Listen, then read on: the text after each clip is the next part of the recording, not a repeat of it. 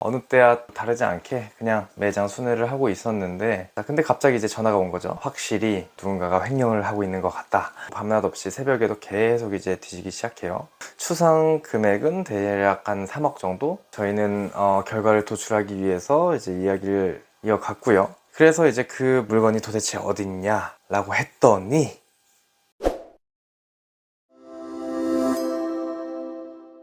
집에 모두 있다고 하더라고요. 저는 당연히 이것을 어떻게 현금화 시켜서 이걸 어떻게 세탁을 했고 이걸 어떻게 찾아야 할까라고 생각을 했고, 그거에 대해서 정말 막막한 생각이 좀 있었거든요. 한편으로는 너무 다행이다 라고 이제 생각이 들더라고요. 그리고 이제 곧바로 저희 친구하고 그 직원하고 직원 집으로 갔는데, 저는 솔직히 집 안으로 들어가고 싶었어요. 집에 어머니가 계시다고 하시더라고요. 저희가 막상 가고 뭐 경찰도 아니고 이 친구가 제 물건 훔쳐갔고 물건 가지러 왔습니다 라고 할 수도 있었지만, 그래도 좀 충격이 있으실 수도 있으실까봐 저희는 일단 주차장에 정차를 하고 직원한테 먼저 혼자 갔다 와라 이렇게 얘기를 하고 기다렸죠. 그리고 나서 이제 좀 불안했어요. 솔직히 이 친구가 나쁜 생각을 해서 진짜 뭐 어떻게 하는 거 아니야? 이런 생각도 했었고, 두 번째로는 딴 데로 새는 거 아니야? 이런 생각을 했었습니다. 근데 다행히도 이 친구는 다시 돌아왔고요. 그래서 제 차에서 가져온 물건에 대해서 이제 수량을 세어보려고 하는데, 상자가 아무래도 좀 작았어요. 뭐 한 이 정도밖에 안 되는데 제가 취합한 데이터하고는 조금 차이가 있네라고 이제 생각을 했었죠. 그리고 그 수량을 세는 영상이 있습니다. 함께 같이 보시겠습니다.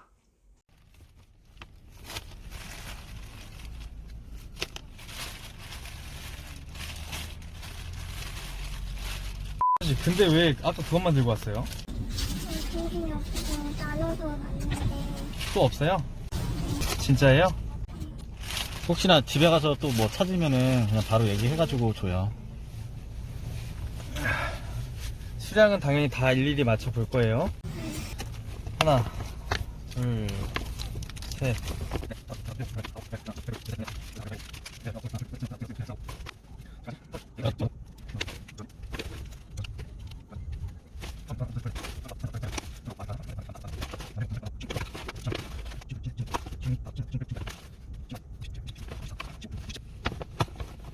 팔.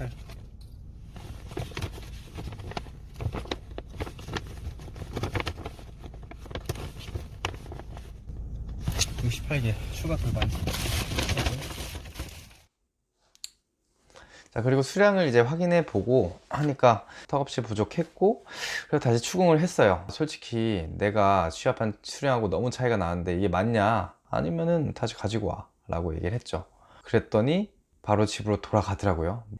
참 황당하기도 하고, 뭐 한 10분 20분 있다가 다시 돌아오더라고요. 그래서 다시 수량을 확인했는데 똑같아요. 수량은 부족해요. 그래서 똑같이 다시 갔다 와 해가지고 또 수량을 확인했는데 역시나 네, 수량은 부족했습니다. 짜증이 나더라고요. 그냥 됐고, 여기 데이터는 이제 다 있으니까 너 처벌할게. 더 이상 다 안 받을래. 그냥 됐어. 이렇게 얘기를 했더니 죄송하다고 하더니 이제 저녁 6시까지 모든 물건들을 싹 끌어서 오겠다라고 하더라고요. 그래서 일단은 저도 이제 물건을 받아야 하기 때문에 오케이 했죠. 그리고 물건을 받았는데 그래도 부족하더라고요. 이제 그 다음날까지 확인을 해봤는데 물건은 부족했고, 자, 지금 보시는 사진이, 자, 그때 다 회수는 못했지만 그때 당시의 사진이고요.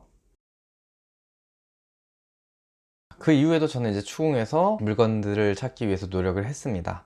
그래서 물건을 대부분 찾았고, 참 웃겼어요. 그 매장 안에서 막 정말 서랍 같은 데서도 막 물건이 나오고, 물건 담는 케이스 있잖아요. 목걸이 케이스 아래 막 이렇게 깔아 놓는다거나 그렇게 숨겨 놓다가 자연스럽게 이제 집으로 이제 가져갔겠죠.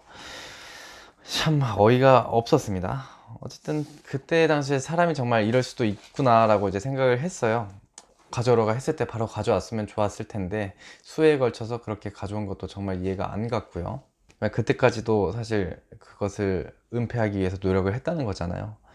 그리고 그 횡령을 어떤 방법으로 했을까라고 이제 그 궁금해 하시는 분들이 있으실 것 같아요.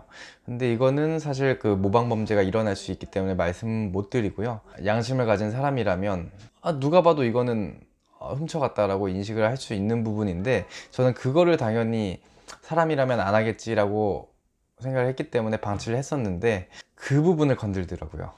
그리고 또 이제 사람이 정말 맘만 먹으면 어떻게든 실행할 수 있구나 라고 이제 생각을 또 했습니다. 그와 동시에 또 이제 복합적으로 생각이 드는 게, 아, 정말 다행이다. 만약에 이 물건들 다 집에 있어요 라고 얘기를 안 했다면 그 돈을 못 받았을 것 같고 그 물건들도 못 찾았겠죠. 몰라요. 배째요. 좀 살다 오면 되죠 라고 이야기를 했다면 정말 저는 손실을 메꿀 수도 없었겠고 멘붕이었겠죠.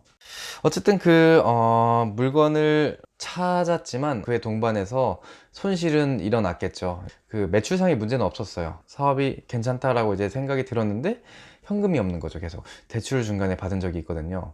중간에 물론 그 세무사도 막 찾아가서 돈을 벌었는데 현금이 없다 라고 하면 분명히 네가 썼을 거야 라고 이제 그 얘기를 했었고요. 중간에 새는 게 있는지 확인해봐 라고 이제 분명히 했었던 것 같은데 제가 그걸 확인을 못한 게 어쨌든 참 한이 되네요.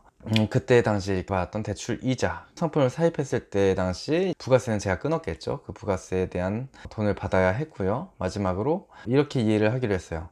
너는 나한테 물건을 이만큼 산 거야. 그리고 지금 너는 나한테 이만큼 물건을 매입을 한 거야. 그 차액에 대해서 나는 청구를 할 거야 라고 얘기를 했고 그렇게 받기로 했죠. 그렇게 산정해서 줬는데 좀 깎아주세요 얘기를 하더라고요. 그래서 뭐 흥정하는 것도 참 웃겼고 과도하게 금액을 받은 것도 아니었거든요. 좀 어이가 없구나 라고 생각을 했지만 그 친구의 현재 경제 상황을 이제 보게 되었고요. 그렇게 넉넉한 편이 아니었기 때문에 저는 그에 맞게끔 그래도 좀 감액을 했습니다. 감액을 한 돈을 몇 월 며칠까지 줘야 한다. 그렇지 않으면 뭐를 할 것이다 라고 이제 공증을 섰고 그리고 그 날짜를 지켰어요. 그 날짜 지켜서 돈을 받게 됐습니다. 여담이지만 솔직히 일은 안 하고 횡령할 궁리만 하고 횡령을 하고 사업장에 큰 피해를 입힌 친구에게 퇴직금을 주기가 싫었어요. 그래서 저는 여기 청구할 금액의 내역에 미리 퇴직금 산정을 해서 넣어놨었고요. 그 친구도 오케이 했어요. 근데 그 받기 전에 하루 전날에 전화가 왔어요.